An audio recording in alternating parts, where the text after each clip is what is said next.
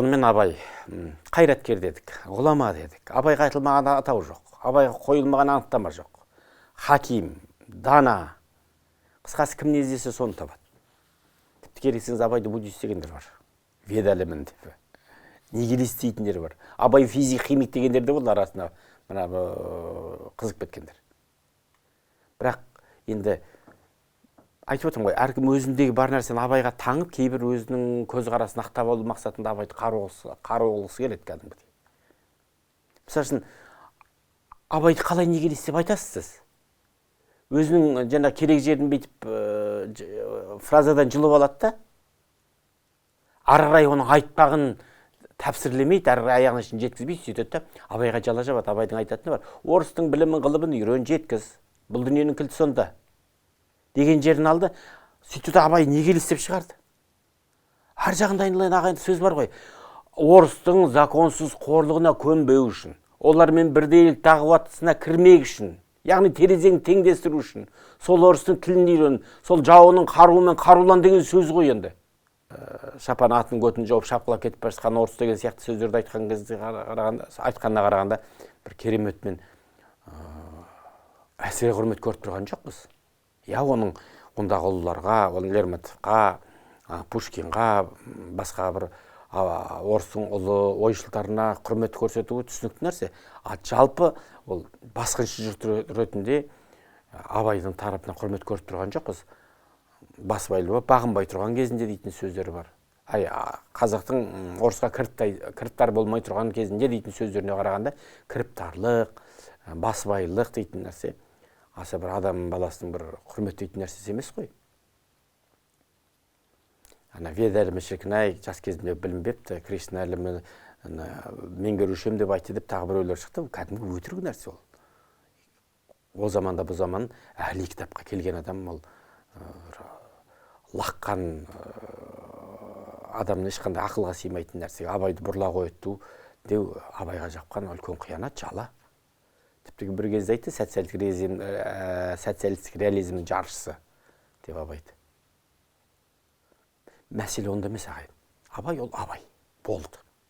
Абай біздің ат қойып бір айдар тағуымызға, бір данышпан деуімізге, дана хакім деуімізге біздің мақтағанымызға мұқтаж зару емес. Өмірден өтетін Абай өтті. Біз Абайға зарумыз. Абайды тану арқылы айналып кеп өзіміздің жанымызға нәр табамыз. Жолымызға бір темір қас сияқты жол басшы табамыз.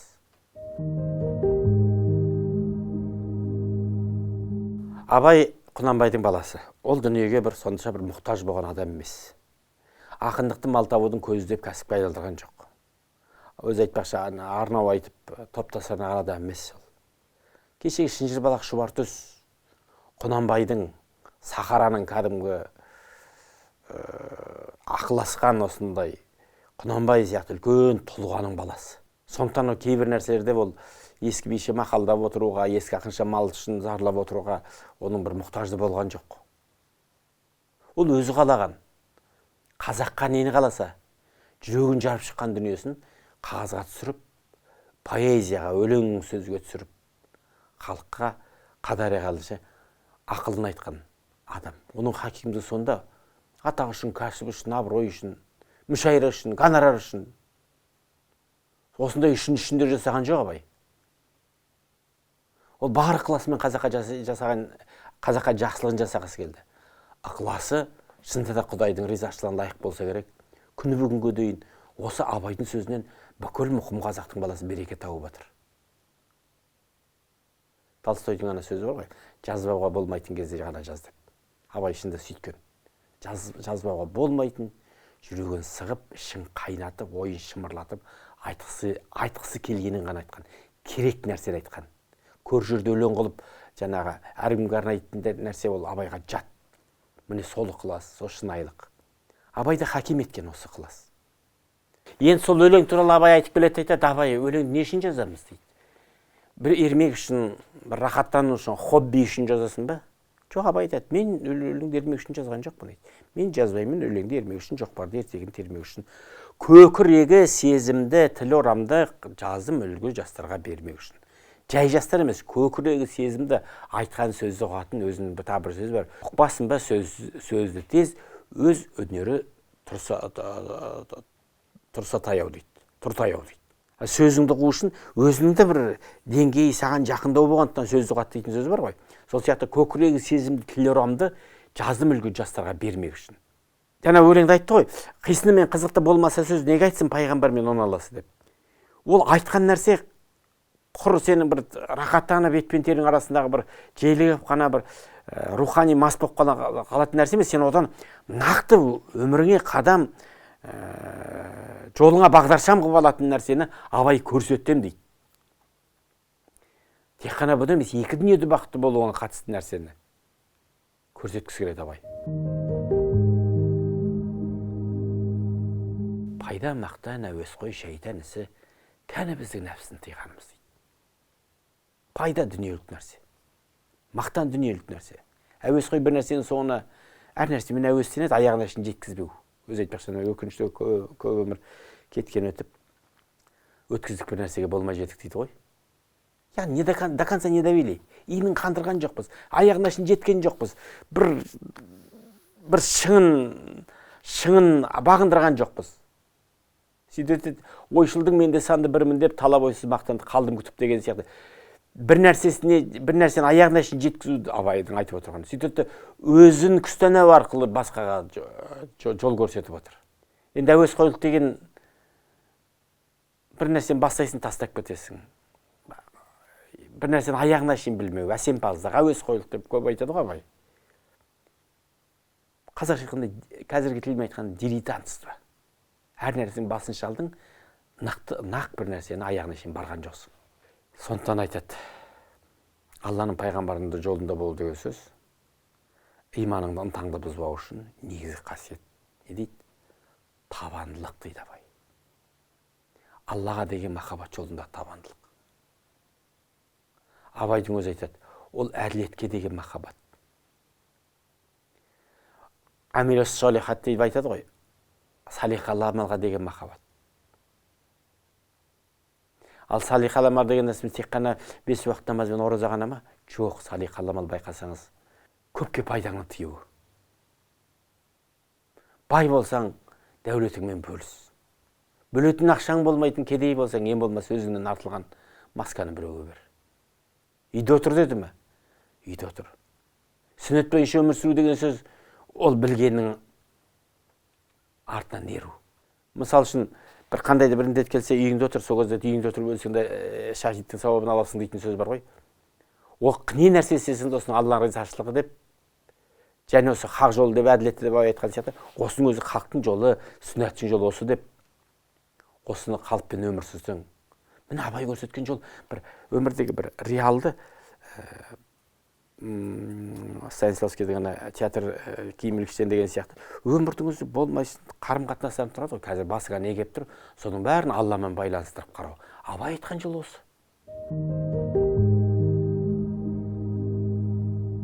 Абырай Алтынсарин қазақтың, ол да бір Ибраһимі, қазақтың аса көрнекті ұстазы, адамға білім алудың бір формуласын айтады Абырай Алтынсарин. Адамға білім алудың формуласын, жолы, методологиясын немізді көрсетеді. Сонда ең бірінші бастаған не дейді? Бір Аллаға сыйынып, әуелі Құдайға сыйынып, кел балалар оқылық дейді. Енді зердеңді шеттен Құдай Алла тағала ғой. Сонда нені бастағанда Аллаға сыйынып бастайды қазақ. Енді оқығанды көңілге ықыласпен тоқиық дейді, тоқылық дейді. Оқысаңыз балалар, шамнан шырақ жағалар, тілегенің алдыңнан іздемей-ақ табылар дейді. Енді бұл енді өздеріңізге түсінікті ғой.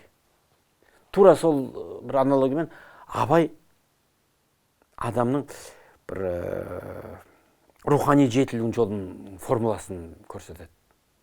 Сонда айтады, жүректің көзі ашылса, жүректің көзін аш дейді. Жүректің көзі ашылса, хақтықтың түсер сәулесі. Хақтық Алла тағала. Хақтықтың түсер сәулесі. Көңілден кірді қашырса, адамның хикмет кеудесі дейді. Әуел жүрегінің көзін аш талаптан. Сонда хақтың сәуле, нұры түседі дейді. ол кәдімгі кварц сияқты, кварц өлтіреді ғой бактерияларды. Сол сияқты нұр жүректегі бүкіл бактерия, вирус, пәлекеттің бәрін өлтіреді дейді. Көңілдегі кірді қашырады дейді. Сол ана бактерия жексұрын жаман микробтың бәрі өлген кезде адамның кеудесі хикметке айналады дейді. Хикм даналыққа, жақсылыққа, нұрға толады дейді. Өзі хикметі, хүкім дейтін сөздің өзі арабтың хикметінен шыққан ғой енді. Адам хикметті дабылдаған кезде үкімі дұрыс болады. Ақ пен қараны айырылады. Абай айтады ғой, инсафсызға не керек, сізге ақ пен қарасы дейді. Инсаф дейтін нәрсе айыру. Ақ пен қараны айыру.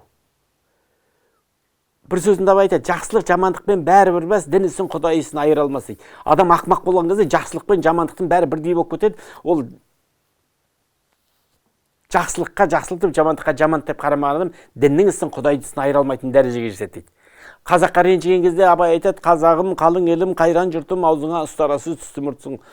Жақсы менен жаманды айырмадың, бірі ған, бірі майбы бенде көрдің. Ең жаман нәрсе, ең трагедия, ең страшный қасірет, ол адамның жақсы мен жаманды айыра алмай қалуы. Құранға сүйенген, хақтың жолын ұстағандықтан да абайда бәрі бар. Хақты ойлау, хаққа үңілу, сол арқылы көңілдің кірін қууға үндеген адам болғандықтан да абайдан бәрін табасыз. Ойлап қарасаңыз, ақын деп қана қарасақ, артында сүйенетін ештеңесі болмаса бір қуыс болады да қалады ғой. Сөз соңында сөз қорытындысы айтатынымыз абайдың. Адам бәрі инсанияттың кәмелдігіне ұмтылады. Елдің бәрі кәміл болғысы бар. Елдің бәрі жақсы болғысы бар. Бірақ сол жақсылыққа жетіп толық адам болу үшін абай айтады, жартылай мұсылман, жартылай адам. Толық мұсылман, толық адам. Яғни жүрегін хаққа толығынан берген адам, толық адам болып, шын бақытқа қол жеткізбек. Абай айтқан дүние осы. Сонымен ағайын, не инандыққа абай айтпақшы.